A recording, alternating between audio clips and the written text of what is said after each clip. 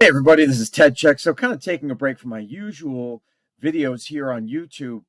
I've been recently obsessed with Super Panavision 70 videos. Now these videos are, and you guys probably know how I feel about AI, about artificial intelligence. I'm not for it in terms of writing, in terms of having AI write stories. That's my background, journalism.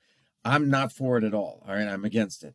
But it's very interesting to see AI being used to imagine films that apparently are using Super Panavision 19 from the 1950s. It's Super Panavision 70. It's a way that movies were filmed in the 50s, I think all the way actually to the early 80s.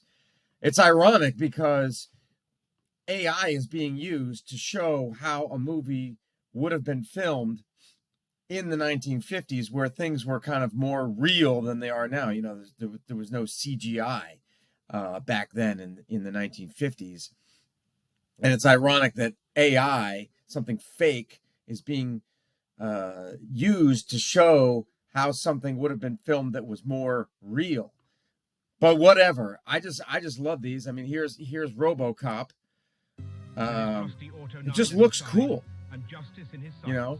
And they add the little, you can see the little specks. Well, now it's okay. So it looks cool, right? Here's this is Predator. What would Predator have looked like in the 1950s? Like I said, they even add these little white specks, so it looks like it's old. Alongside Dutch is his loyal team. All right, and so if you go through, if you do a search for Super Panavision, oh, here's the Family Guy, like I said, RoboCop, Breaking Bad, Blade Runner, one of my favorite films of all time, Avengers, Endgame, Terminator 2, list goes on and on. I'm waiting for them to make one about They Live, because that's my absolute favorite movie of all time, They Live by John Carpenter. So yeah, this is really cool, and maybe, just maybe, it will trigger something in Hollywood to do movies, film. Maybe they'll start filming in Panavision once again. We'll have this like retro revolution. I think that would be cool because I'm sick of CGI. I want real explosions. I don't want fake explosions. Let's have a return to the days of old, and where right was right and wrong was wrong. We've had decades of the anti-hero, kind of where the lines are blurred between right and wrong, and that's fine. That's cool. That has a place. But back in these times, it was far more clear who was the good guy, who was the bad guy.